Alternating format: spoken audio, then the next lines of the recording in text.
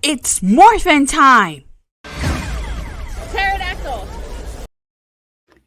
Hi there, this is Datila with Rangers of Wrestling bringing you the It's Wrestling Time AEW Rampage and Friday Night Smackdown post show. And today I am joined by none other than the host that runs the West Coast for Michael Chow TV, Hollywood, Michael Chow. Hello, I'm here. I have a lot of time on my hands since WWE just released me. Got 90 days until my clause is up, so I guess I'll be on your show a lot until my 90 days are done. So Damn. Yeah. Well, it's going to be a pleasure having you, you know? What was that? It's going to be a pleasure having you on the show for 90 days. Thank you so much. All right, so let's get started. All right, so AEW Rampage kicked off with Anthony Bowens versus Bryan Danielson.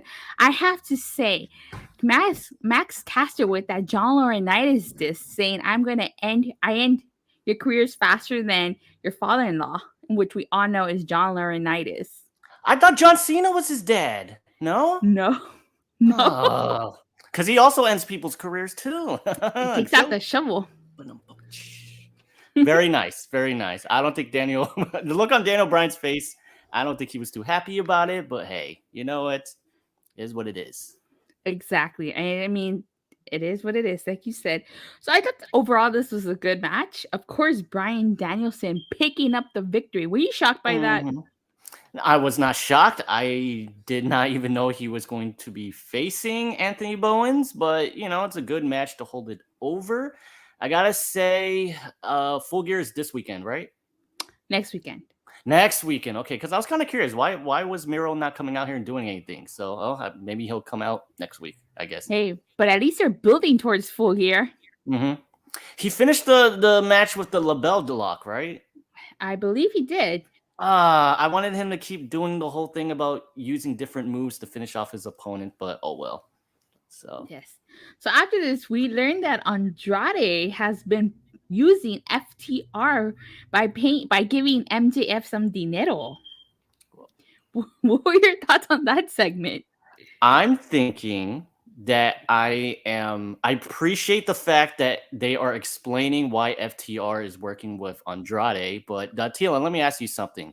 Why would someone whose gimmick is I'm rich, I have these rich scars, cares about being paid money? I don't know, honestly. I really because he's better than Andrade and he knows it. But is what it is. Steve Callahan saying, "Acknowledge me." I do acknowledge you, Steve. Acknowledge. I acknowledge you. Honestly, but then again, people do anything for money. I mean, didn't Teddy DiBiase once say everybody has a price?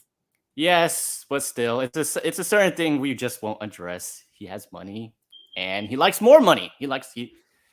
It's Vince McMahon. He likes money, but he likes even more money. And with these budget cuts, MJF could always use the extra cash. He could be next. I always talk about Bruce Pritchard and stuff. So that's true.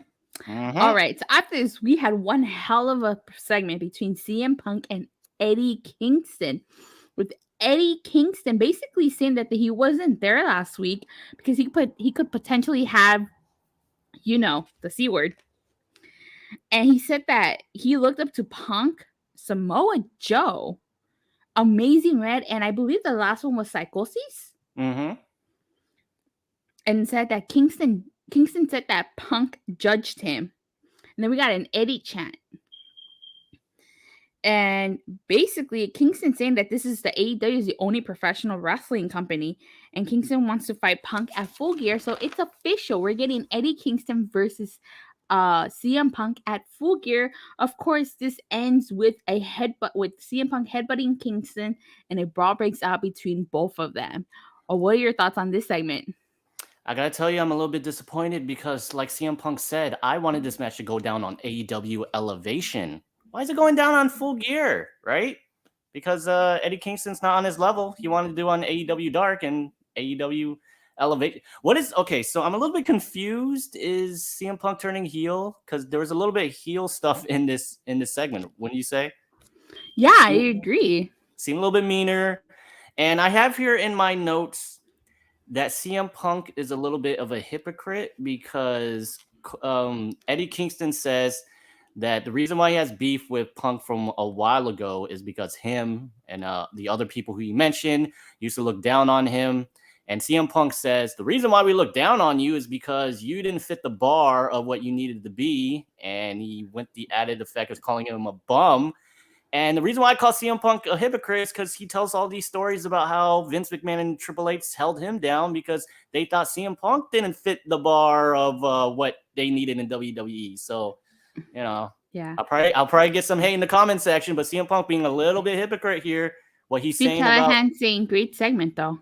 It was a great segment. I thought it started off a little bit rough, but it really got there at the end.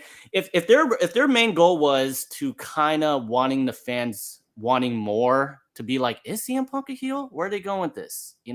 I kind of thought that with Jon Moxley kind of going a little bit heel, that maybe Eddie Kingston might join him on the heel side, but maybe because Jon Moxley's taking that time off, maybe they're switching a pass now. You mean flipping the script? Yeah, flipping the script. Because I would have booked it like so. We talked about how Jon Moxley, he likes to finish his opponents off because his gimmick is he wants to go home and be with his wife and his kid. That's why he's so vicious. He wants to finish it off his opponent fast. I booked it to a way where one day, maybe like if he had gone to Full Gear in the finals of the tournament, when Bryan Danielson beats him, Jon Moxley just loses it and he just beats the heck out of Daniel Bryan. And Eddie Kingston go like, whoa, what's going on here? You're going a little bit too far here. And Jon Moxley just turns full heel on Eddie Kingston. And it's kind of a switch where, Eddie Kingston now kind of goes the babyface route, and Jon Moxley is now the heel because they're like supposedly good friends, right? Yeah. The Swerve Show saying, I agree. And Steve Callahan saying, gonna be a good pay-per-view. Definitely gonna be a good pay-per-view. This segment alone sold me on Full Gear. Like if I wasn't gonna already planning on buying Full Gear, this pay-per-view definitely sold me Full Gear, Yeah. Definitely. Very good pay-per-view. Very good pay-per-view. So then after this, we got a backstage segment basically with Christian Cage, Luchasaurus, and Jungle Boy challenging the Super Click to a Falls Count Anywhere match at Full Gear. What did you think of that? I think it's absolutely amazing what the Jungle can do to one man who was thrown off of the stage through a table and appears the next week not even limping and not taped up and perfectly fine. Yeah, that's true. Amazing. So Falls Count Anywhere, whatever happens to him, I'm sure just like Jungle Boy, no selling his injuries that he got thrown off the stage, everyone will be fine by the week afterwards.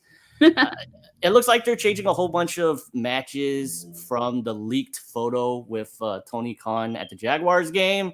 What would have been Adam Cole versus Christian Cage in singles match, looks like they changed that up to the Super Elite versus Jurassic Express in the Falls Count Anywhere match. And what would have been CM Punk versus Wardlow, thank goodness, is now changed to Eddie Kingston versus CM Punk, which sounds really, really good. Not to backtrack, but I really like at the end of the Eddie Kingston and the CM Punk segment, he goes, I don't care whether I win or lose, I'm just going to mess you up. Because I go like, this match, right? Yeah. Eddie Kingston is taking on CM Punk. Eddie Kingston has lost to Miro. He lost to Bryan Danielson clean. What chances does he have against the undefeated CM Punk, right? But I like the fact he added in the thing, I don't care whether I win or lose. I just want to beat you up. So, we're gonna beat someone up, that's for sure. All right, so before we continue, Michael, we are joined by Canada's greatest export, Steve Callahan. Hello. Oh, hey, Steve, how are you? Good. Awesome. All right, so we were just talking about the Super Click versus the Luchasaurus and Jungle Boy and Christian Cage, Jurassic Express. And the Eddie Kingston CM Punk promo. What are your thoughts on that? Great stuff. Gotta love it. Definitely. All right. So after this, we had the final first round match of the TBS tournament. It was a Bunny versus Red Velvet. I thought this match was okay. I'm not a huge fan of the Bunny, so this match was to me, and that's not a disrespect. I'm just not a fan of the Bunny. Of course, Red Velvet picked up the win, and now we know it's going to be Red Velvet versus Jade Cargill. So, what were your thoughts on this? You go first, Michael. So did I miss something? Why didn't Penelope Cruz come out here and help her like she always does? You mean Penelope Ford? Penelope Cruz is the actress. Oh, okay, sorry. Why didn't one of the Penelopes come out here, Cruz or Ford? Why didn't they come out here like they always do? Right? That's a good question. Right?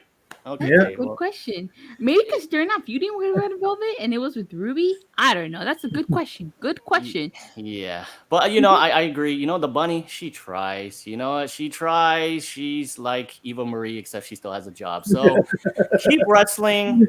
I like her gimmick. It's not full on Alicia Fox going crazy, but it's the right type of crazy. And does she's who's she? I'm sorry. What group is she with again? The Matt Hardy. No. What's that Matt Hardy? Butcher and the Blade. Oh my gosh, they're just House of Hardy. Yeah, I guess they got nothing to do. They're like, okay, you're not gonna be in the Matt Hardy group. I don't know. I think they need to look for something for her to do. And I think the right person won. I think we'll get a better match with Red Velvet versus Jade Cargill Part 2, I think. Better than Jade Cargill versus the Bunny. So, yeah, right person won. Oh, what do you think of that, Steve? I agree. It was a good match, but yeah, I'm kind of glad it was Red Velvet because, like Michael said, the Bunny tried, but at least it'll be Jade Cargill versus Red Velvet, so... Yeah, definitely. All right. So before we got into our final match, we had Adam Cole referencing his time in NXT by saying that he was thrown off a cage and still wrestled a match the next day, referring to NXT TakeOver War Games 3 when Tommaso Ciampa threw him off the top of the steel cage. And then the next night at Survivor Series, he wrestled against Pete Dunne. What were your thoughts on that, Michael? I think that Adam Cole is the smartest guy not to get released by WWE. Great job, Budge. Great job. Keep going. Yeah. What about you, Steve? What did you think of that? It was great, and yeah, at least he didn't get released. Shoot, his contract expired, but more on that later. All right, so then in the main event, it was Adam Cole Bay versus John Silver. So I like this match. Of course, the Elite, Matt Jackson got involved, putting Adam Cole's foot on the rope. Then Dark Order came out to even the odds. I thought for a second John Silver was going to win this bout, but no, as always, Adam Cole was victorious. But I will say I was impressed towards the end. John Silver countering the Panama Sunrise. What were your thoughts, Michael? I thought this was good. I think John Silver's really underutilized. I mean, for a small guy, he's really, really strong. Really, really strong. I was like, why would John Silver go out there and the Dark Order go to the back when the Young Bucks are clearly out there, and then they come back out at the end? This is nothing against John Silver or Adam Cole, but I felt like the Eddie Kingston and CM Punk should have ended the show, but I don't think Tony Khan likes to end a lot of his shows with like segments, right? He generally likes to end it with matches. Yeah. I think that's something that WWE sometimes does wrong, which Tony kind of picks up on. So he's like, no, you guys are getting a match in the main event. So it was fine. I just don't. Once again, this is nothing against John Silver. I just don't find Adam Cole versus John Silver to be a main event of a show. Don't let the Mark series say that, Michael. They're gonna come after you. Yeah. What about you, Steve? What were your thoughts? It was a good match, but I agree. Like, they should have put the CM Punk and Eddie Kingston at the end, but it is what it is. And then that was a good match. John Silver is showing that he can wrestle, and yeah, he's fast. But yeah, overall good. Yeah, definitely. So overall, I guess that. Oh, before we actually rate Rampage, I have to say that Adam Cole looked a little off. A lot of people were saying he looked a little off, still potentially suffering side effects from that concerto last week. What were your thoughts? I think it was, well, see, this once again goes back to the thing where Adam Cole seems to be selling his concerto, right? When Jungle Boy doesn't even sell the fact he got thrown off the stage and really is selling nothing, Yeah. But yeah, I think they're planting seeds because maybe that might come into play during their Falls Count Anywhere match. it wouldn't surprise me because it wouldn't surprise me at all. It seems like they're probably building toward a Kenny Omega versus Adam Cole and Adam Cole going babyface. It would not surprise me at all if they had the Falls Count Anywhere match where Adam Cole just kayfabe, gets a little bit dizzy, kind of passes out, and now it's just a Young Bucks against the entire Jurassic Express and Christian Cage. And at the end, they'll be like, "Hey, bro, where were you? Where were you? It was us two, the Young Bucks, taking on 3 people. Where were you?" And then kind of causing a little bit of conflict within the Super Elite.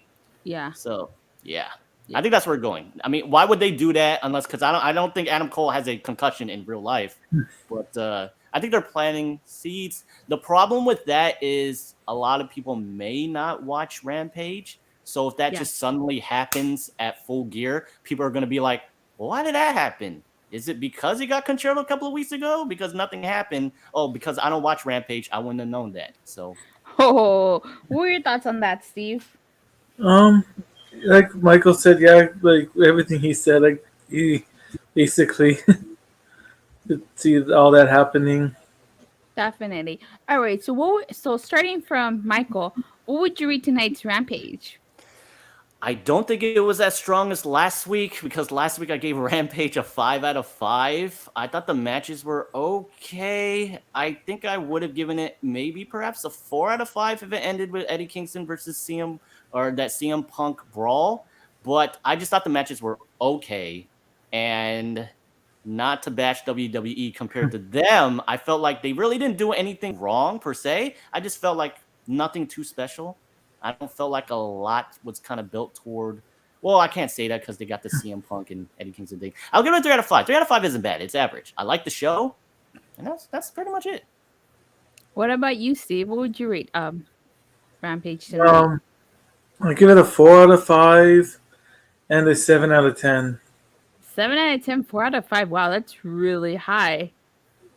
Well, I had to agree with Michael. I'd give it a 3 out of 5. There was really nothing special about this card besides the CM Punk and Eddie Kingston promo. Definitely last week's Rampage was a lot stronger than this week. Yes. I have to say it was but this Rampage was okay. Was it the best? No. Was it the worst? No. It was just okay. Well, better than something else tonight. We're about to get into that. So I guess with that, we conclude our review of AEW Rampage. Now we got to move on. Oh crap! I took it off. Now we got to move on to reviewing everybody's favorite Friday night show.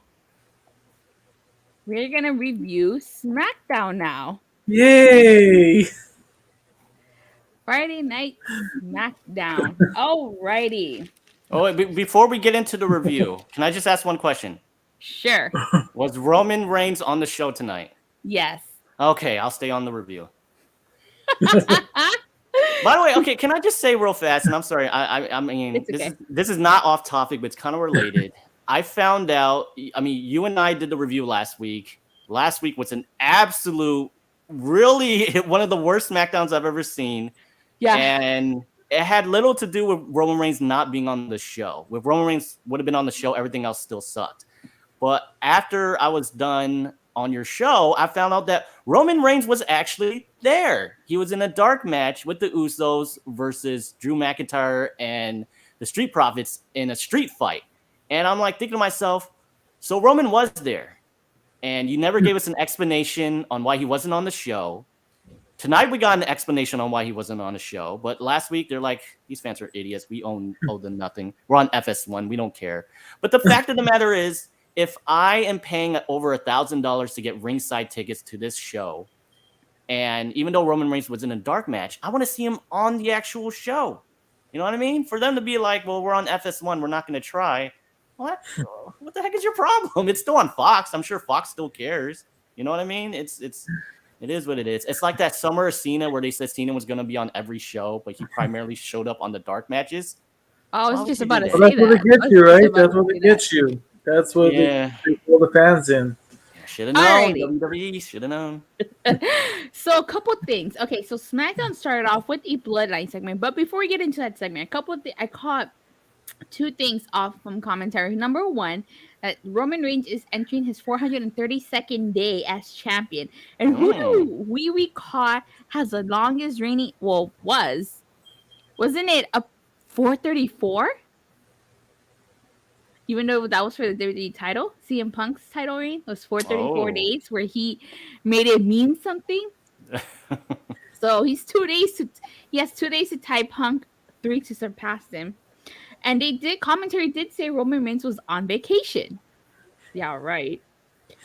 So he said that when you smash someone like Brock Lesnar, you gotta celebrate. And that he has a stroke to make everything happen.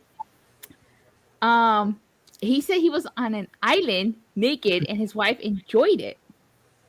I don't know how PG that is, but okay.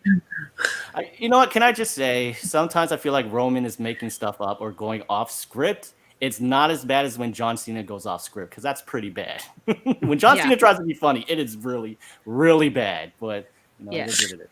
So then he asked Heyman specifically what happened last week. And he basically, the New Day ended up coming out and saying that Xavier Woods, since he is now king, he thought the kings sit at the head of the table. He does have a point, though. He does have a point.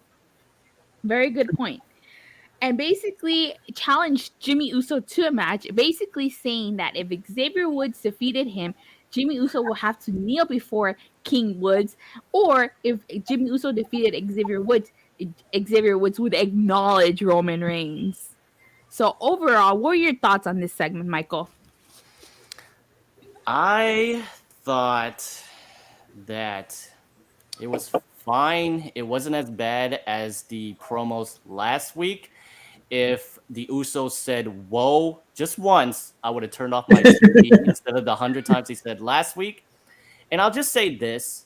Why didn't they say, okay, so he clearly says that I'm King Woods and the king sits at the head of the table, right? He does have a point. Yeah, very good, right? I like the smirk on Roman Reigns' face. Fair enough. So why doesn't he go, well, if I win, then Roman, you have to kneel to me? Because the thing is, like, if I lose, I have to acknowledge Roman, not I acknowledge Jimmy.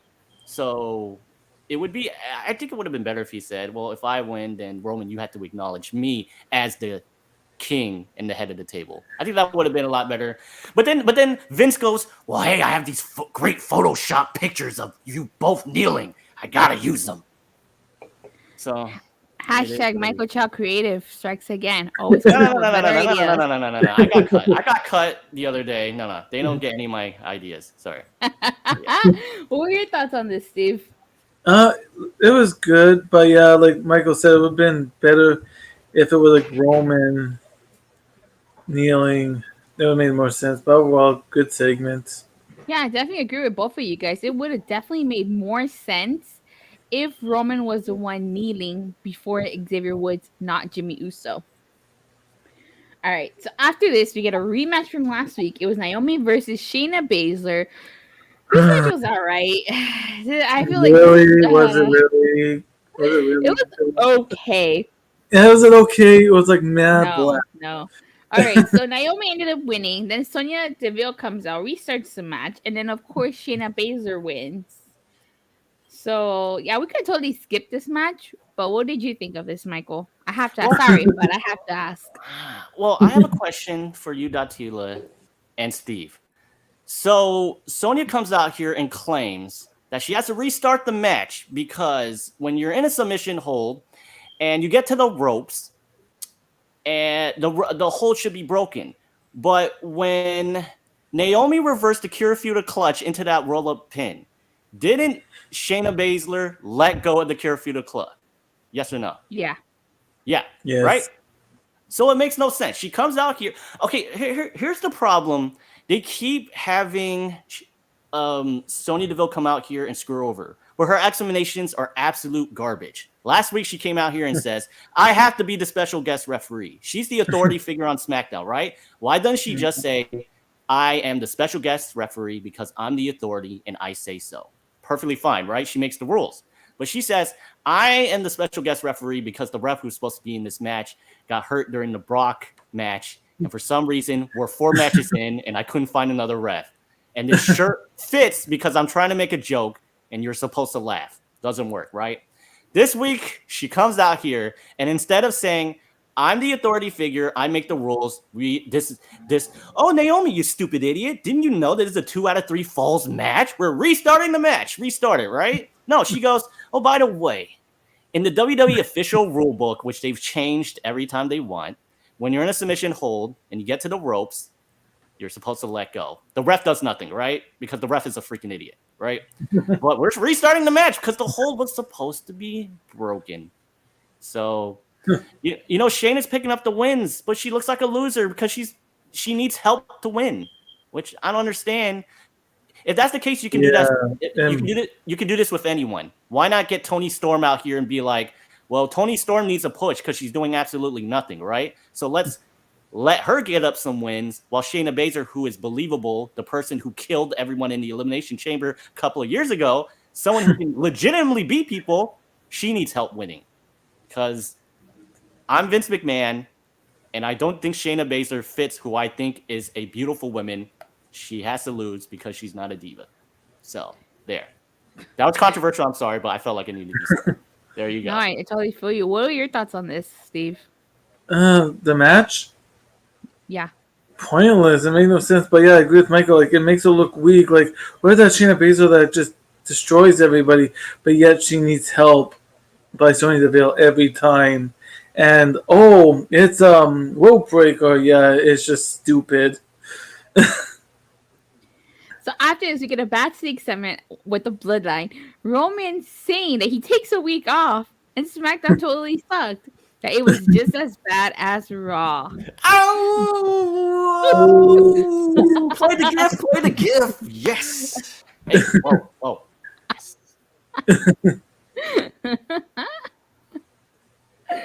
What are your thoughts on this, Michael? I have to say that for the second week in a row, there have been no mention of Survivor Series, no promotion for the pay-per-view, but they take shots at each other like accidentally. You know what I mean? So, by the way, Survivor Series is in 2 weeks. Dave said nothing about the pay-per-view.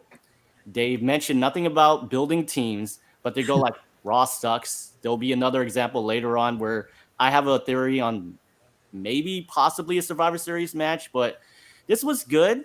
And I'm like, are they retreading the whole Roman and maybe Jimmy Uso feuding again?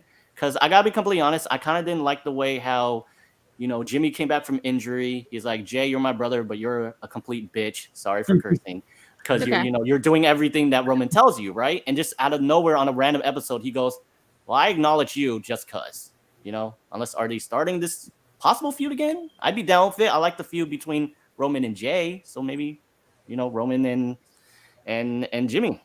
So yeah, I thought it was good. Yeah. Raw sucks. SmackDown's better. Okay. Well, not last week, but Raw generally sucks. All right, so I had to say, I really like this little segment between them. Raw did suck last week. It was terrible. Really terrible. Raw this week, however, was pretty decent. I actually enjoyed this week's Raw. I'm not sure if you watched it, Michael, though. Really, it was good. Wow, that's a shock. Yeah. What are your thoughts on this segment, Steve? It was all right. Sideways. All right, so after that, we actually get two different segments. The first one features Ridge Holland making his SmackDown debut, so to speak. Say he gets to meet his idol Sheamus, remembers when Sheamus defeated John Cena and cashed in on Roman Reigns. Oh God, I wanted to forget that.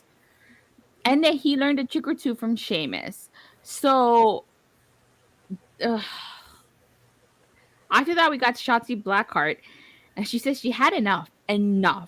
Ever since she came to SmackDown, she lost her tag team partner, which she did in Tegan Nox. She lost opportunities. She lost the support of the fans, and that Sasha Banks is her target, and she's gonna run her over. And anyone that gets in her way, talk about committing a crime, running someone over. What are your thoughts on these two segments, Michael? I thought Ridge Holland, I liked him in NXT. I mean, Datila, you don't watch anymore. Steve, do you watch NXT? Not anymore, no. He's really good And a lot of people say this Parker Bordeaux is the next Brock Lesnar. I don't see it. This guy, Rich Holland, he has what it takes to be the next Brock Lesnar. He's a very big guy. He's very strong. He even looks like Brock Lesnar. But for him to go down the gimmick of, well, I hope I get the tag team with Sheamus. He's my biggest hero. I'm his number one fan. Unless they do a thing where they do the whole of Austin Theory thing where he goes like, hey, Sheamus, I'm your biggest fan. Can I get a selfie? And then decks him and he turns full on heel. If it's a babyface thing, it's not gonna work. I'm sorry. This both segments, and I'm gonna get into Shotzi's in just a couple of seconds. Both of these have Vince McMahon's hands all over it. Vince McMahon is known for, I don't care what you did in NXT. I change everything from NXT to here because I want it to be mine. And I want to scrub everything off of NXT of these people coming up. This is not Rich Holland. This is the brand new Rich Holland. And then Shotzi, if you watched her, I mean, she's been on SmackDown before. Did you notice that she was a little bit dolled up? Her hair was nice. She had a little bit more makeup. She had a little bit more revealing clothing. You know what I mean? This has Vince McMahon, hey, you need to make her look a lot more like a diva than a wrestler. Does that make sense at all? He's trying to be like this whole, and at the end she goes like, I'm gonna ram down the entire women's division, and I don't need a tank to do it. The tank is done because the tank was her trademark thing in NXT, right? No, Vince McMahon's like, nope, you're not gonna ride the tank. You're gonna have a little bit more makeup. You're gonna get your hair done from now on. You're gonna wear more revealing clothes. This is Vince McMahon basically going like, I want you to be mine, and we'll see where this goes because. We've seen Vince McMahon turn a limitless guy into a bear. That didn't work. He was let go. We saw this guy turn arguably what could have been the next Brock Lesnar into this freaking 10-side character with a freaking helmet. He was let go. And yeah, Vince McMahon, he tries. He throws everything at the wall. Sometimes it doesn't work, but he's throwing it at these two, Rich Holland and Shotzi. Sorry this took so long. But yeah. It's okay. Steps. Yeah. It's okay. What did you think of this, Steve? Yeah, basically what Michael said, like, it's just not gonna work, and yeah, it's just fans, like, overall. You know, I think that was Vince's issues with NXT from the get-go, is that he didn't create NXT. So I said this before on the stream, either on mine or on socials. Vince hated NXT. He resented the fact that the fans preferred NXT to the main roster. So them losing to AEW was just an excuse for him to basically say to Triple H, see, you're wrong. Your vision is wrong. Now I'm going to dismantle everything that you've created, and I'm going to do it my way and show you that my way is better. I'm not saying Vince was right, but you can imagine, and come on, the numbers don't lie. AEW beat NXT in the Wednesday Night Wars. Vince McMahon says, bring your entire boys and girls up for Survivor Series. I'm going to let NXT destroy us, Raw and SmackDown, as long as it gets eyes on your product. And they still lost. So you can imagine Vince's frustration when he goes like, dude, I let your little company, your little brand destroy Raw and SmackDown in Survivor Series. And this is what I get in return. So once again, I'm not saying Vince is right, but, he did what he did. And, it didn't work out for him. So karma. Definitely. So next we got the Angel Garza and Humberto Carrillo, who are now repackaged as Los Lotharios. You should look up the definition to this and see what it means. Versus I'll go over it right now. Okay, good. Versus the random team of Mansoor and Cesaro. So this match was, I like Angel Garza, I like Cesaro, but this match was totally random. I don't know why they're putting up a tag team against a random tag team. And number two, I mean, it was a great showing between Angel Garza and Humberto Carrillo, which what it was supposed to do. But again, Cesaro and Mansoor, totally random team here. So I'm not surprised Angel Garza and Humberto Carrillo won this match. But what were your thoughts on this, Michael? So once again, I have another question for you, Datila, and you, Steve. So the random team that they faced tonight, why didn't Angel Garza and Humberto Carrillo face the tag team they screwed over last week in Shinsuke Nakamura and Rick Boogs? That's what I was wondering. Yeah. And as far as I know, unless I fell asleep again, because I fall asleep sometimes during WWE shows, did Shinsuke Nakamura and Rick Boogs appear at all? Were they referenced, or did they do anything tonight to avenge them being screwed over by these two goons last week? Actually, they were referenced tonight, but they didn't show up. They didn't show up. No, they didn't show up. Oh, I'm sorry. Because they were on vacation, and Shinsuke Nakamura was running naked on the beach. Rick Boogs loved it. Yes. Yeah. All right, Steve. Before I read you guys' definition, Steve? What are your thoughts on this segment? It was alright, but it was pointless. Like, I don't see no need for the tag team. And yeah, what happened to the redemption from last week with WWE logic for you? Yeah. All right. So a Lothario is, get ready, a man who behaves selfishly and irresponsibly in his sexual relationships with women. Ah. Wow. Was that a aim against Charlotte and Andrade? I don't know. It could be. I don't know. By the way, okay, I'm sorry. Whatever happened to Angel Garza and that chick from The Bachelorette? She appeared on a lot of episodes, by the way. Oh, and then she just randomly disappeared. I think that was just to promote the show. No, but she appeared a lot, right? She appeared a lot on the show. 3 episodes, yeah. And then she just kind of just vanished. WWE logic. I think they should question Angel Garza. I'm saying this woman went missing. I'm just saying. All right. So after this, we get another Drew McIntyre open challenge. It was Drew McIntyre versus Ricochet. With Ricochet, I believe he smacked McIntyre in the mouth before the start of the match. This is basically a squash match, in my opinion. I knew Ricochet wasn't going to stand a chance against Drew McIntyre. They cut to Ali watching backstage, saying that he and Ricochet have a lot in common. Of course, Drew McIntyre won when he hit a Claymore mid-air. Thoughts, Michael?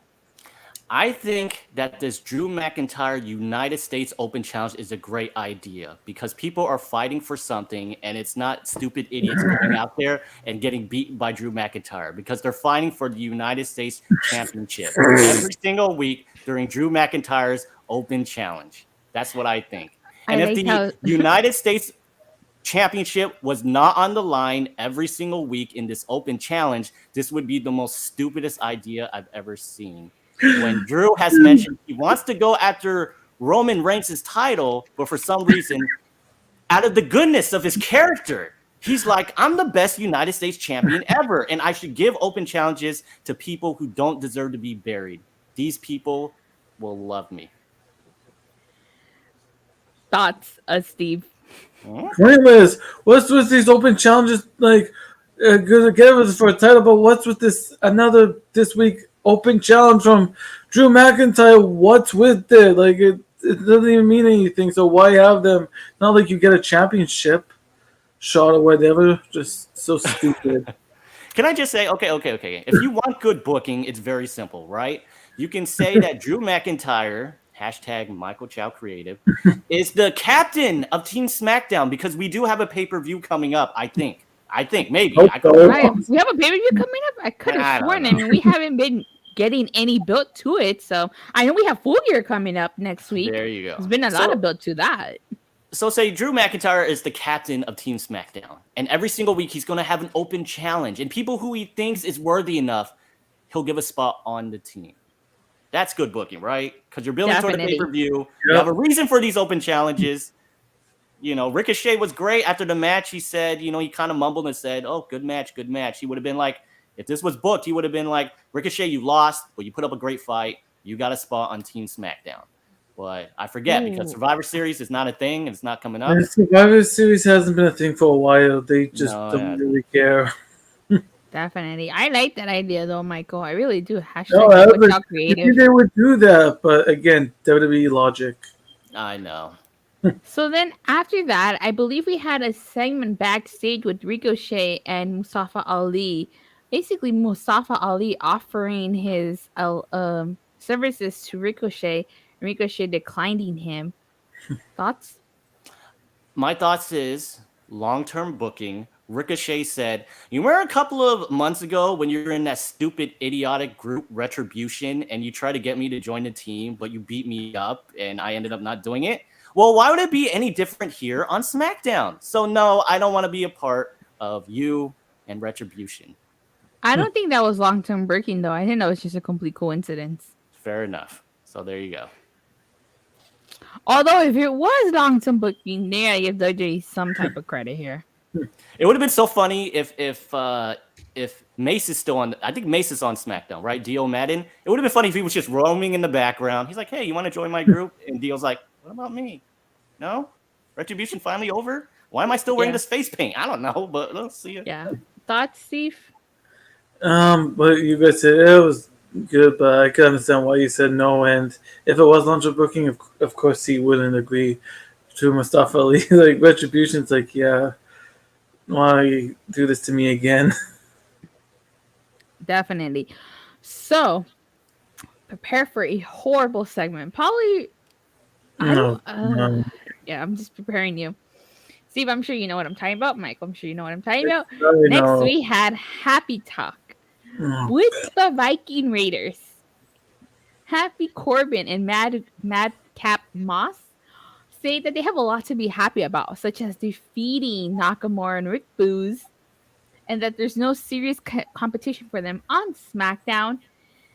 And the Viking Raiders saying, of course, they're not here to be their guests, and they're here to raid the show because it's corny. I have to agree that it is corny. And of course, you know, there's an attack. I don't know why it cut to commercial break so abruptly.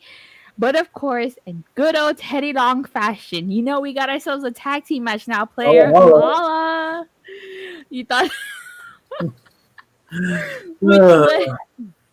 So this led into the Viking Raiders versus Happy Corbin and Madcap Moss. This was thrown together last minute. Of course, Corbin and Madcap Moss leave, which means the Viking Raiders win by a count out. What are your overall thoughts on the segment and the match, Michael? I'm gonna make this quick. I actually liked poor Corbin. I liked the idea of missed opportunity where people would pay him to do stuff. Like someone be like, you know, Brock Lesnar's really mad right now, and I need someone to suspend him. I'm not gonna do it because I'm Adam Pearce, and he might F5 me. So, Baron Corbin, I will give you $50 to go out there and tell Brock Lesnar he's suspended, and then he beats him up. This huge missed opportunity that this guy could have done, but I don't know why. This was a good storyline with poor Corbin, and it kind of just wrapped it up. Now he's kind of rich, and he's kind of the same character he was, right? He's this arrogant idiot. He really didn't learn the lessons that Kevin Owens tried to kind of say, hey, if you were nicer to people, I think it would have been a good babyface turn for Baron Corbin, be like, nice to people. Okay, that's the way to do it. Cool. Yeah. But this, I mean, my goodness, Madcap Moss, his jokes are hit or miss sometimes. Mostly misses, but it's hit or miss. And the fact that they walked out on the match and the Viking Raiders didn't decide to get out of the ring and beat him up. But be like, hey, you know, we can't win on regular means, pinfall, so we'll take this count out victory. Definitely. So, it is what it is. What are your thoughts on this, Steve? Wow. Stupid. Like, I don't care for Happy Talk, and that random tag team was good. And ever since Corbin was king, all the gimmicks have sucked. I didn't even like the poor Corbin. I don't know. I think they're just trying too hard. Each gimmick after each gimmick, but yeah. I actually have to agree with Michael. I miss poor Baron Corbin. I actually really like that that gimmick. I will say I was kind of disappointed that it ended quickly, and that at Money at SummerSlam, he wrestled Big E. He wrestled Big E for that briefcase. The way I would have done it, this is just me, okay? You don't have to agree. I would have, instead of having Corbin take the briefcase from Big E, I would have had Big E, you know, felt some type of sympathy for Corbin and be like, okay, Corbin, well, guess what? I'll put my Money in the Bank on the line at SummerSlam. All you had to do is find a way to get there. And then they do like a skit throughout him trying to get to Las Vegas, you know, either hitchhike because he's broke, so he can't afford a plane.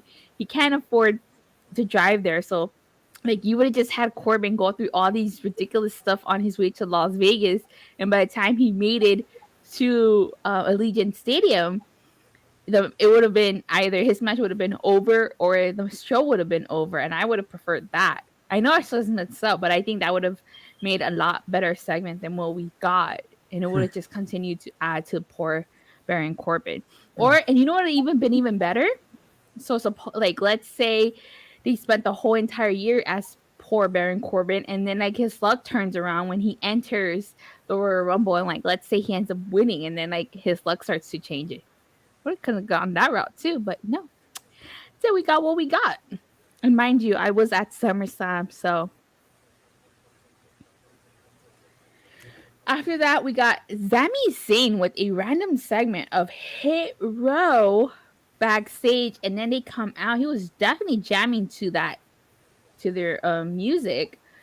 I don't know. I didn't really like this segment. That was I felt off. I don't know if this was like, I mean, it was kind of petty of WWE to have Hit Row out there after they just released BFAB.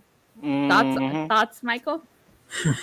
I thought, to be completely honest, they had a missed opportunity to have Sami Zayn manage Hit Row, because I kind of liked the whole dynamic when Sami Zayn was Shinsuke Nakamura's manager. That was cool. And so for them to have Sami Zayn do it for Hit Row, that would have been a nice kind of solution. They are still relatively green, except for Swerve Scott. I think he's quite good. But the other two, Adonis and Top Dollar, I don't think are quite ready. And BFAB was definitely... Oh, sorry. I didn't mean to interrupt. I was just saying that's because Swerve is a pro and he's amazing. There you go. Both of them. But BFAB needed some work. Would I have cut her? No, not really. If she needed some work, leave her in NXT. You know what I mean? It's like, why? They didn't all have to go up to the main roster. I don't understand. So, it is what it is. Nelly Nell saying that he agreed with you. Nelly Nell saying B Zayn. B Zayn. Ooh! My goodness. That's pretty good. That's pretty good. Zayn. But in a way, the internet would have seriously have eaten it up. Be like, oh my gosh, for them to release BFAB and for them to call Sami Zayn B Zayn to take a kind of like a shot at it. You know, it is what it is. What is Hit Row doing right now? Like, let me ask you something. They're not going after the tag team titles. Surprise. What are they doing? What are they doing? Nothing. You know, and can I just say, I'm not a big fan of whatever you call that, freestyle or their raps. I'm not a big fan of it, to be completely honest. If you're comparing that to AEW's The Acclaim, no way, man. So it's Steve, thoughts? They're in big trouble. Hit Row's in big trouble. I'll tell you right now. I liked it, but if they were gonna replace Sami Zayn, but yeah, like they just released BFAB, and I was like, they're coming out, but yeah, I totally agree with what Michael was saying. Definitely. So after this, we had the main event. It was King Woods versus Jimmy Uso. Of course, Jay tried to get involved by putting his feet to Jimmy to ensure that he got the pin, but that was stopped. So King Woods ended up being victorious. So that means he had to kneel. But guess who comes out? Roman Reigns comes out, attacks attacks Woods and Kingston, and then spears Woods to close off SmackDown. Thoughts, Michael? This is what should have happened last week. You and I talked about this. We were like, the show would have been better if Roman Reigns had come out and beat up everyone, which is exactly what they did this week. I feel like they wrote this in last week, and they're like, we're on FS1. No. Just erase. I'll just save this for next week. Fair enough. This was a good ending. Last week, I said last week sucked because it just went off the air. Xavier Woods got the pin, and they went off the air. It was very lackluster. This week, I thought it went off good. It's what we wanted. Roman Reigns beat everyone up. I kind of popped because I liked it. They haven't done this in a long time. They did the whole Karate Kid move where they kind of stomp on his ankle. So that's pretty cool because I love the Karate Kid. Yeah. And I like it. I thought it was really, really cool that Roman Reigns basically made Xavier Woods watch as they basically dismantled Kofi Kingston.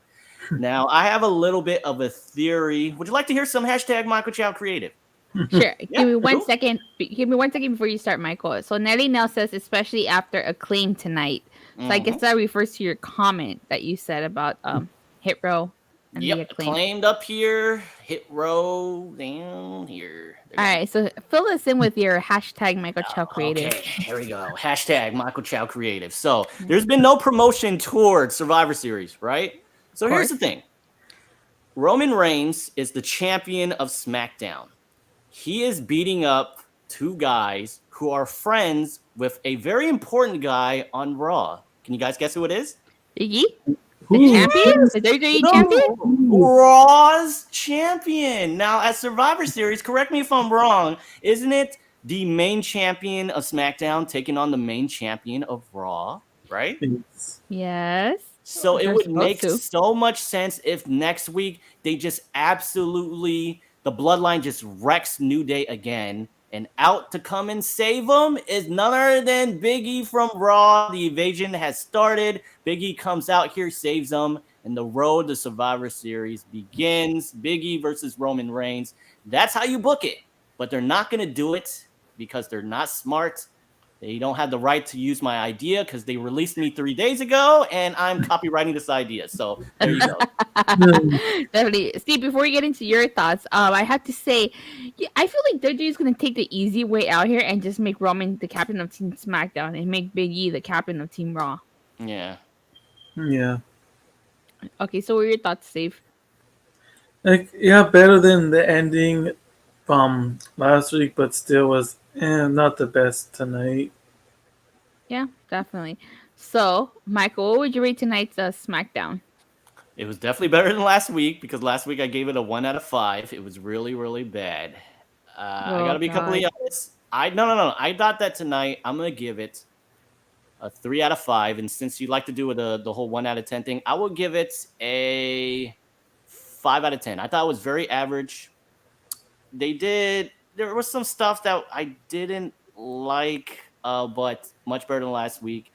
And they need to start building towards Survivor Series. It's in 2 weeks. I hope they don't just throw matches together. They're going to throw matches together. You know what? We don't always have to do Raw versus SmackDown. If they just do, like, you know how the old Survivor Series, it's like Survivor Series matches. We talked about that. Exactly, right? They don't always have to do Raw versus SmackDown, but I gave them a big idea to launch Survivor Series for next week. Let's hope they take it. And yeah, I thought today's show was average. And apparently, as long as they're on Fox, they'll put Roman Reigns on the show and they'll do a little bit better. Yeah. What about you, Steve? What would you rate tonight's show? Well, a 3 out of 5 and a 4 out of 10. 4 out of 10? I'd give it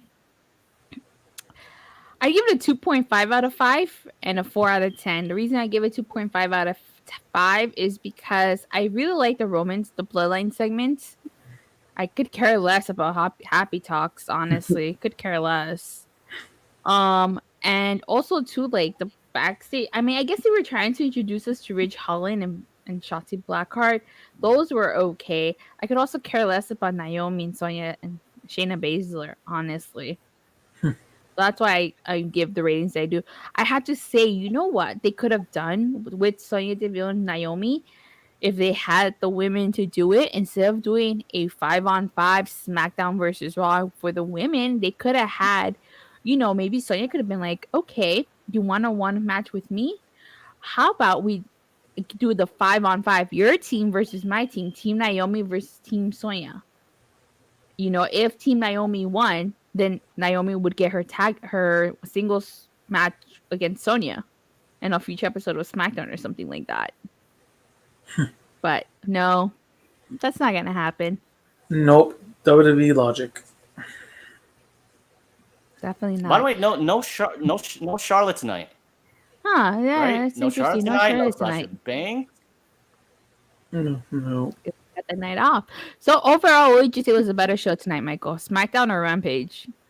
Rampage, of course. Rampage. Even though I gave both shows the same score, What? I mean, Rampage. Rampage. I like SmackDown, but at the AEW mark that I am, Rampage. I'm gonna go with Rampage. So I guess it's mutual all across the board. Rampage is hands down the better show tonight. It was a better show last week, and it's still the better show this week. Especially that Rampage. Eddie Yeah, Kingston go ahead.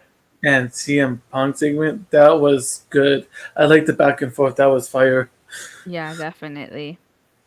I did too. Yeah, Go ahead, I Michael. would say Rampage. I would say it got a 3 out of 5 because I felt like it was an average show. It didn't blow me away to get the 4 out of 5 or 5 out of 5.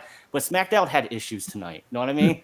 I can honestly say I gave Rampage a average score, but it honestly barely had, if any, mistakes tonight. Anything to No. criticize, right? SmackDown, Yeah. there was a lot to And criticize. Definitely, you definitely. think it would be good because they're on SmackDown, but yet they still had kind of flaws tonight. Mm-hmm.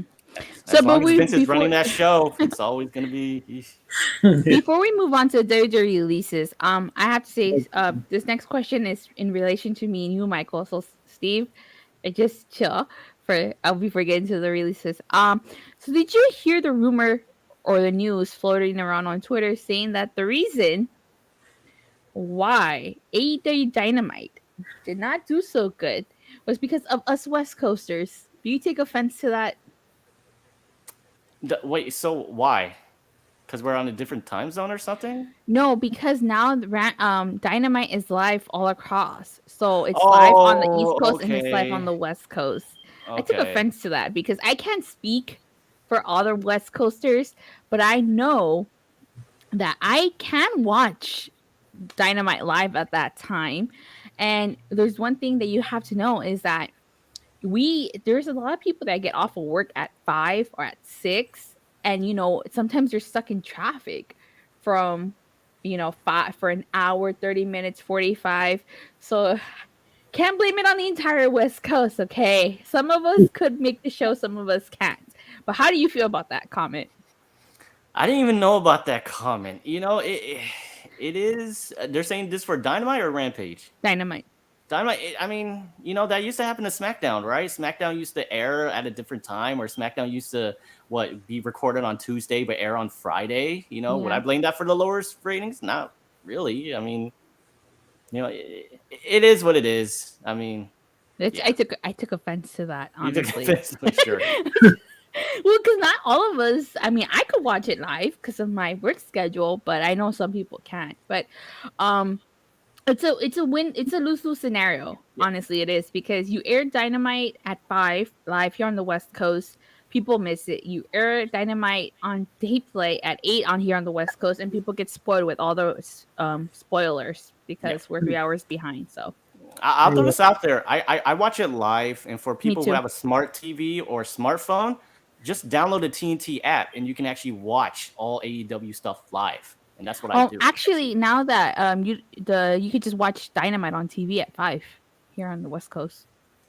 I can't do that, man. Screw it, Xfinity. I can't do that. So that's what it is. Yeah. I wish Brisha would come on for this topic because he called a lot of these releases. Yeah, honestly, he did. I really wish he would come on. If he's listening to our show. He was in the chat earlier. I don't know if he was. Fresh News 247 saying I want to. Sure. What is it? Okay. So let me get my phone because I have the list of the releases up there. Let's go over this list. Okay, let me see. So we have Scarlett Bordeaux, number 1. Frankie Monet. What did Vince McMahon do to Nails? Nails? Oh, the wrestler? Who? Nails. Who's that? I think he's a wrestler. Oh, so we had, Trey Baxter, Karrion Kross, Oni Lorcan, B-Fab, Jesse Camilla, Sadaya Reamer, Grandma Deek, Lindsay Dorado, Jeet Rama, Katrina Cortez, Nia Jax, Keith Lee, Harry Smith, and Mia Yim. Okay, so before we start, I have to say some of these do not surprise me. So Scarlett Bordeaux and Karrion Kross, I feel like they were punished because they announced their engagement and Scarlett wasn't on TV yet. So I feel like they were punished. Lindsay Dorado doesn't surprise me because Grandma the Leak asked for his release. So they probably just felt, why not release him too? The one that did surprise me was Nia Jax because she's the cousin of The Rock. And we all had this belief that if you're related to The Rock, you're safe. But that proved that she didn't. So, Mike, I'm going to start with you. What are some of your thoughts on these WWE releases? Were you surprised by any of them? Were you not surprised? Which ones was the most surprising to you? Which one was the least surprising to you? Real fast, if you don't mind. Can I tell just a real quick story? Sure. Sure. Real fast. What Fresh News 247 says, yeah, the 90s wrestler he used to shop at Walmart. I'm a manager for, and he had some very shocking stories about Vince. I think a lot of people have shocking stories about Vince, right? Yeah. I mean, what Brody Lee used to say, like, what Vince McMahon would hate it if you sneezed in front of him, or I don't know. Well, hold on a sec. That whole sneezing thing, though, you know, you have to have manners and don't sneeze in front of people. At least cover your mouth. Yeah. So, you know? So. No, I definitely hear you. We don't know the context, but yeah, a lot of people had some very bad story about Vince. So it is what it is. But they all got fired because they refused to get, no surprise. Definitely not a surprise there. But let's start with you, Michael. Yeah, I heard that too. Fresh News 247. I heard that there were some people who were not vaccinated, and this. I don't want this to be a political thing. In my personal opinion, I'm vaccinated because my 70-year-old mom stays with me. I do it for her, but I respect I respect people's right to choose. All I say is, if you're not going to get vaccinated, obey the rules. Stay 6 feet away, mask up. Just be safe, right? Yep. What you choose to do is your own preference, right? A lot of people don't think that, but it is what it is. So my very short story is, and I don't know if any of you heard about this, but during the WWE quarterly calls, which they went on there and they made, if you could believe it, $250 million this year, right? Budget cuts, by the way. Budget cuts. And here's the thing. Stephanie McMahon, gosh, she's a hoot. She got on the call and to really quick jump the gun on the story. 8 hours after they announced on this quarterly call that they made $250 million. 8 hours later, 18 wrestlers were released, right? Yep. Stephanie McMahon got on this quarterly call and she says, I have some very, very bad news. Datila, Steve, did you hear about this? No. Okay, no.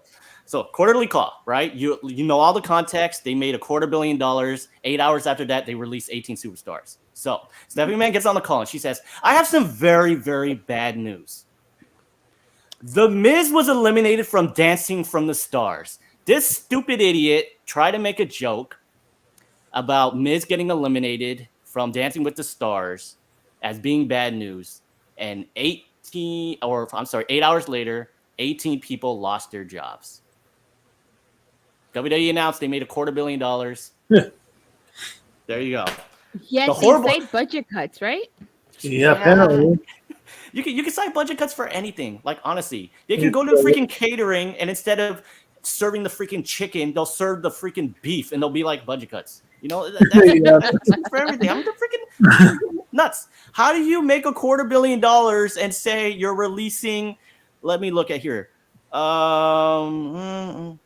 Harry Smith, who you just hired, whose contract is very, very low, and be like budget cuts. Sorry. Yeah. You know what I mean, okay. So, for the record, before I say any of this, I just want to say no one deserves to lose their job. No, they don't. We all agree on this. Okay. Yeah. It is what it is. I'm very surprised Scarlett Bordeaux got released. I'm not. No, I'm not. No, because so I felt like she is Vince McMahon's type of woman. She's blonde, she has a nice body. I've never seen her in Impact. Is she a good wrestler? I didn't see her in Impact. I wasn't watching Impact. She was good. I've only been watching Impact for a year. Yeah, she was. I liked her in Impact. Yeah. So she was the main thing for Karrion Kross, right? And they got rid of it. Fresh News 247 saying, I still can't believe when Vince said in the media call, I'm sure I can send them to AEW some more wrestlers soon during a stockholders call. Wow. This freaking guy. Vince. There you go. Yeah. For Frankie Monet, she was. I mean, Taya Valkyrie. That was a big signing from Impact. I guess she wasn't what they thought that she was gonna be. But in the end, remember, the wrestlers don't have as much freedom as they used to have in NXT or as much freedom as they do in AEW. They are told what to do. Someone else pulling the strings here. And they get released because the person pulling the strings couldn't do the right thing. You know what I mean? It's not their fault. No. They're amazing. I mean, you have Keith Lee on here, double champion, NXT's first ever double champion in NXT. He put on that great performance against Roman Reigns at Survivor Series. People popped, off their chairs when he went out there to face Brock Lesnar at the Royal Rumble. Yeah. But he came to the main roster. Vince McMahon changed everything about it. He was like, "You're way too fat. Put a shirt on. Wear some shorts. We're going to make you act like a bear." And it didn't work out because fans hated it. It's McMahon. It doesn't work. I mean, it is what it is. Ember Moon, she's very, very good in the ring. On the mic, not so much. She'll be fine somewhere else. Trey Baxter, hardly remembered him NXT. Karrion Kross, horrible on the mic. Give him a manager. I mean, I don't understand why you can't give him a manager. And I don't want to circle through all of these, but who's someone? Nia Jax. I mean, she's injury prone. Yep. I think now that they have Piper Nevins, because I'm not going to call her Dewdrop, they don't need her anymore. Does that make sense? Yeah. A lot of these had to do with, okay, now that we have Omos, right? Big George, Omos. Why do we need someone like Keith Lee? Why do we need someone like Braun Strowman when we could have Omos do it for less money? You know what I mean? Yeah, definitely. And then Harry Smith, I feel so bad. bad. Harry Smith, I feel like it's just Vince still being petty towards the Hart family.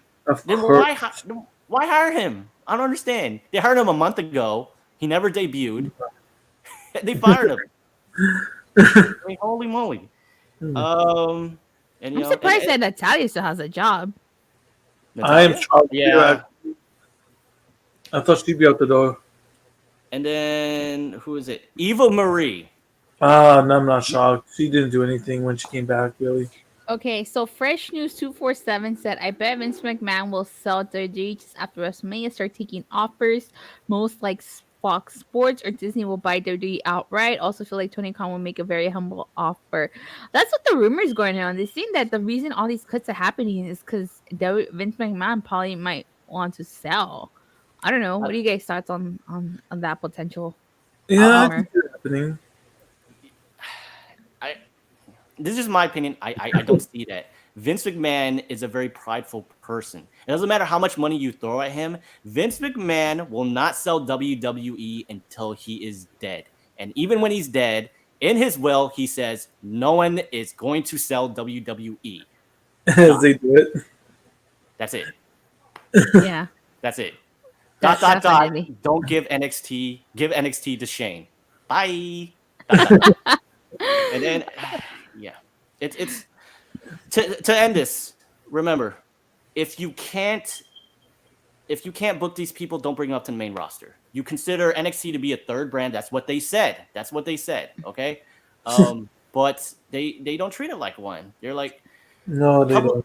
Nah. A couple of years ago, they tried to. They famously went on live television 5 years ago, right? And you all remember this. Their ratings had slipped close to 1 million. And in front of the entire world, Vince McMahon, the entire McMahon family said, we were not doing a good job. The fans. And Triple H says, we're going to give you what you want, right? 7 years later, still waiting. So it's only going to get worse. NXT was the first to go against AEW.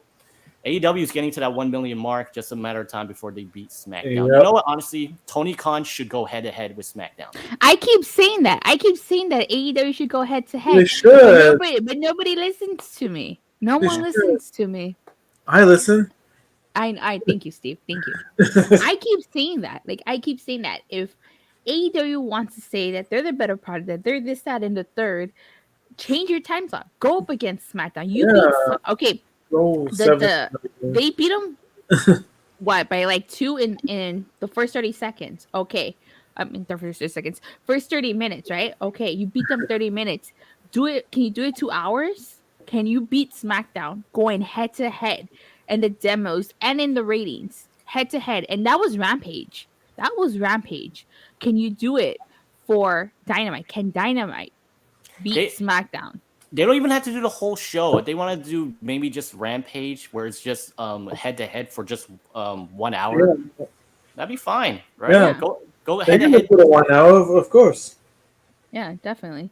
Steve, what are your thoughts on the releases? And again, I really wish Swarshow was here to talk about the releases. No, he nailed it. Nia Jax and Hart and like it was really not Scarlett. I wasn't shocked about Eva Marie because I didn't like they just brought it back and then they released it, so that was kind of a waste of time. Keith Lee, I wasn't really too shocked. Karrion Kross, they kept on switching him on the main roster, so I wasn't shocked. But overall, like the other ones were shocking, but mostly like the ones I said I wasn't too shocked about.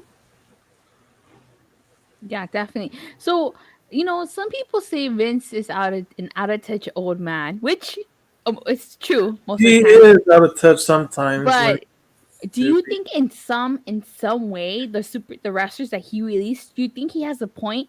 I mean, let's take a look at Shawn Spears. Where's Shawn Spears in AEW? Yeah. Well, he has a point, like to a point, but there's some wrestlers he releases and yet they actually are being used on the show on AEW. No, yeah, that's true.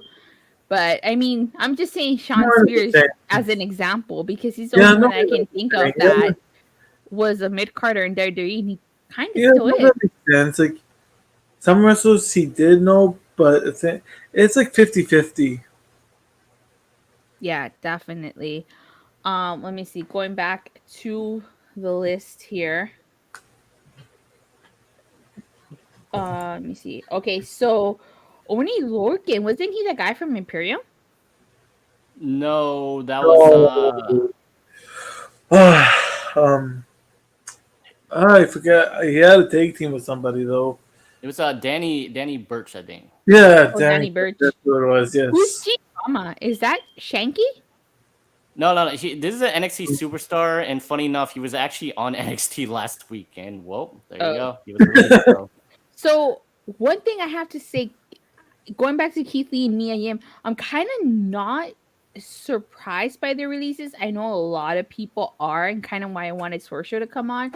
But I know that Mia Yim was a part of Retribution. She did it. I feel like she didn't want to do it because she had that mask on and stuff, and she got punished. I feel like she got punished for that, and because she got punished, Keith Lee got punished, and they released one. They released both of them. Oh, go ahead. Sorry. Oh no, go ahead and finish, please. I was just saying, I feel like WWE, like if you're in a couple, and Sorshow has said this before, if you're in a group in a tag team or your spouse, and one of them does something that is totally stupid or that gets them in trouble, it's like both of them get punished. So if someone talks smack, then guess what? And they get punished, guess what's happening to your spouse or to your tag partner? You're getting punished too. Yeah. I mean, look at Nelly Nels popped in. Look at what happened with Zelina Vega when she was talking about the union stuff. Who was she teaming up with? Andrade and Angel Garza. What ended up happening? They got punished because of her and she got released. And to an extent, Aleister Black got punished too. Yeah. You can argue Top Dollar made a comment or took a shot at the Young Bucks. You can say in a sense them releasing B-Fab is the way of punishing them. Yeah. They took away a group member, You can't do anything stupid if you're what is it? Jackson Riker, I think was Jack Riker, the three sons, the Forgotten Sons. I think Jackson Riker said something about then President Donald Trump, I think in his support. But he's still working, and the other two guys were let go. How about that? Exactly, but the whole group were punished. The whole group, Because remember, they debuted on SmackDown and then nothing. You know, so it's like it's right. If you're in a tag team or you're in a relationship with the wrestler, you say something stupid, you do something stupid, you get punished, but your partner or your spouse also gets punished too. So, I would conclude this with this, honestly. If I can be completely honest, we're all sad that these people lost their jobs, right? But a majority of these people on this list were really doing nothing. Like we were like, oh, why is Vince McMahon dressing Keith Lee up like a bear? Why is Karrion Kross have this Lord Tensai helmet and he looks like a complete idiot, right? He looks like good. Yeah, absolutely. They'll be good somewhere else, right? Yeah. A lot of these people will be just fine. Even Eva Marie, she's done a couple of movies. I hear she was in a Nicolas Cage movie, so she'll be perfectly fine. You know, if out of all the releases that has happened, I can honestly say the one that surprised me the most. I know Fresh News 247 says Bray Wyatt, but the problem with Bray Wyatt is the gimmick was his. They don't let him write his own material a lot, and they themselves can't write it because they're not talented and they don't get the gimmick. I heard a lot that Vince McMahon Vince McMahon seriously doesn't understand the character. No. Yet he won't let Bray Wyatt write his majority of his own stuff. That was the issue right there. So Steve, any thoughts? Oh, sorry, Michael. Sorry. Okay, go ahead. They can't write for the character, and I assume his contract was big. You know, Braun Strowman says his contract was like what, 7 figures. I'm sure his was up there. So it is what it is. It's probably why they're removing Alexa Bliss from the whole Fiend character as well. They just don't know how to write for the character. They don't. Steve, you got any thoughts or comments? No, I agree because I was reading an interview and Bray Wyatt did say that it was about he wanted to do the character, but they didn't know what they were doing, so he wanted to take control of the creative, but they wouldn't let him take control of his character and do all the creative. They just wanted to do it, but yet, like what Michael said, they didn't know what to do. I understand why Bray Wyatt wanted to take control of all the creative for his character. It would have been better, but it is what it is. Definitely. What else was I gonna say about the releases? Yeah, to me, like I said, the most shocking one was Nia Jax, but then again, she was an unsafe worker. She injured a lot of people. So, wait, a lot of people says Nia Jax is safe because she's The Rock's second cousin or something, right? You know, well, that's wrong now. Fresh News 247. I think Bray Wyatt can save my Hardy at AEW. Yeah, you know, I think that honestly, he's a smart guy. Let Bray Wyatt just create his own character in AEW. A lot of people says he'll replace Brody Lee in the Dark Order. I don't think it's a spot that should be filled forever and ever. Just leave it as it is. Be a nice homage. And just let Bray Wyatt think of something, right? So I know Tony Khan, he doesn't like kind of the supernatural stuff. I heard he hated the Matt Hardy teleportation thing. So we'll wait and see. Yeah. But that teleportation was kind of bad though because they kind of did it in front of no fans because that didn't really help much. Definitely. See, my thing is, crap. What was I gonna say? I was trying to train of thought, but I totally forgot what I was gonna say. It was about the releases though. They're moving in a different direction. They're in big trouble, right? The rumor has they want young people and they want big people. And I think that's bad because you're now sending a message toward the kids and saying, unless you're young and unless you're big, WWE will never hire you. What type of message is that? You know that is a horrible message.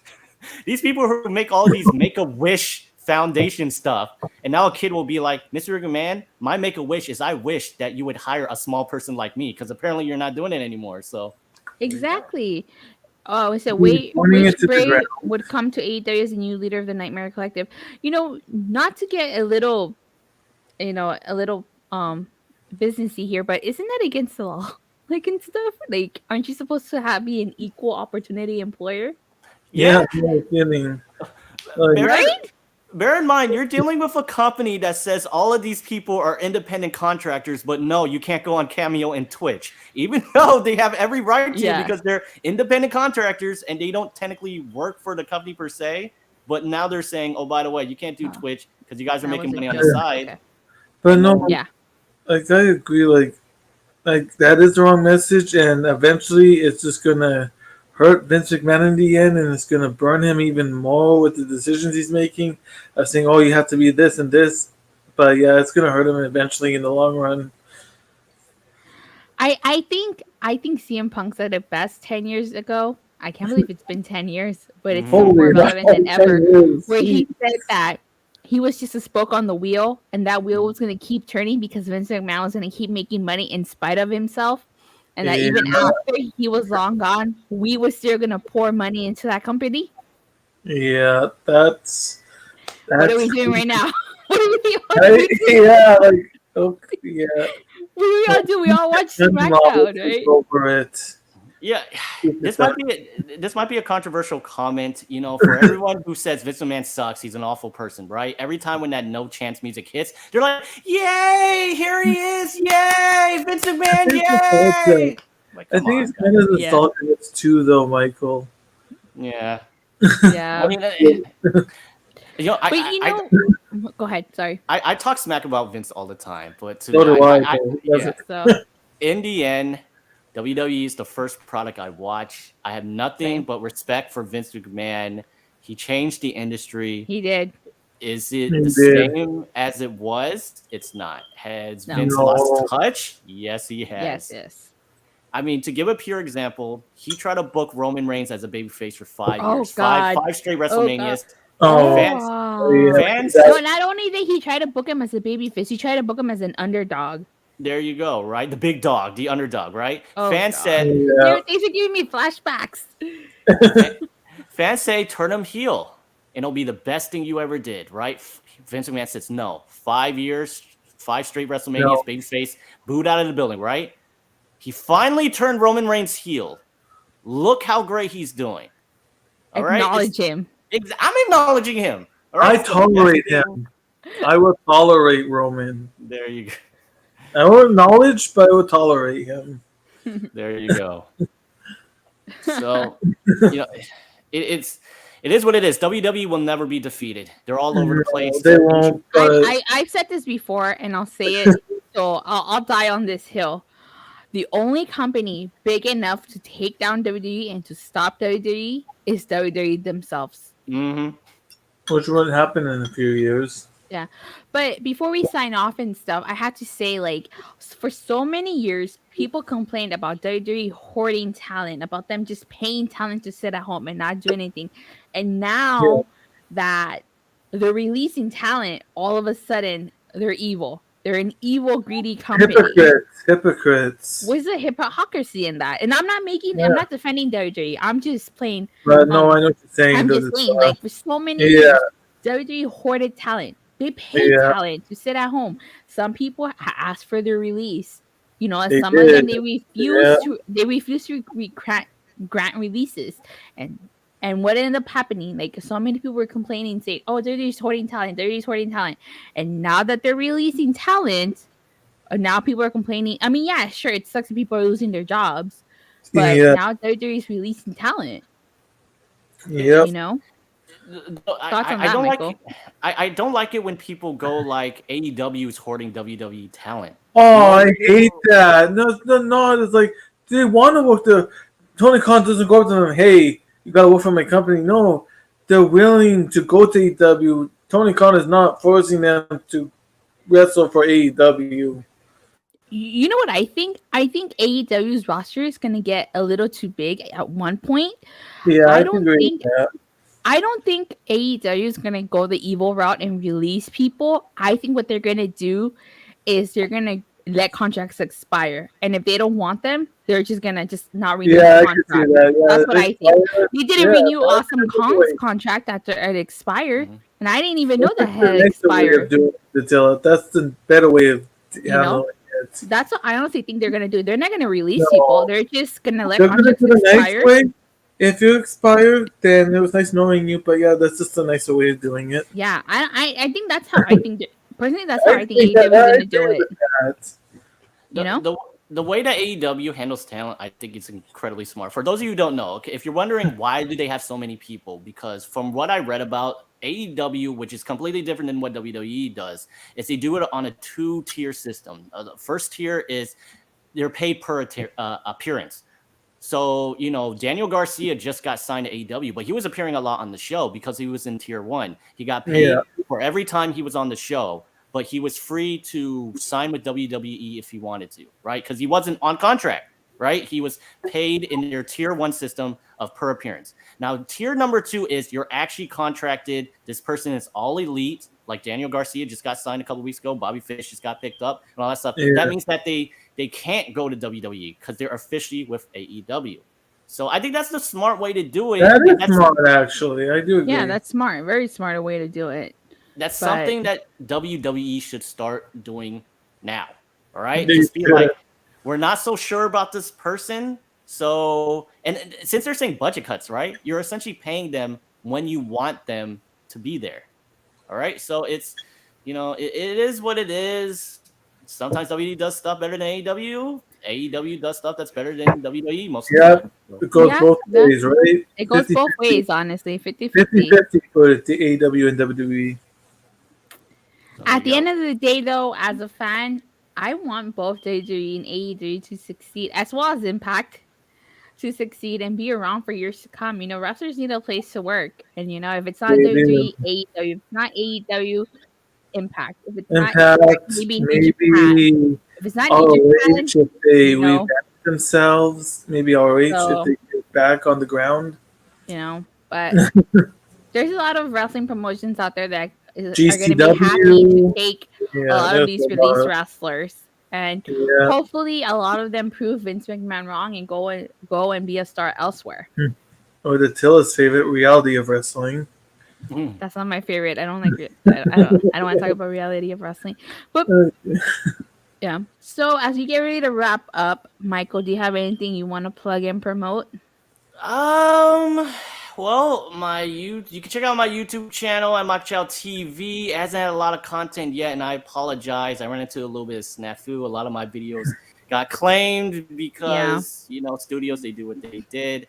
I'm gonna try and put out a video this weekend. I saw the Eternals movie. I can't wait for that review. I wasn't a big fan, but I can honestly say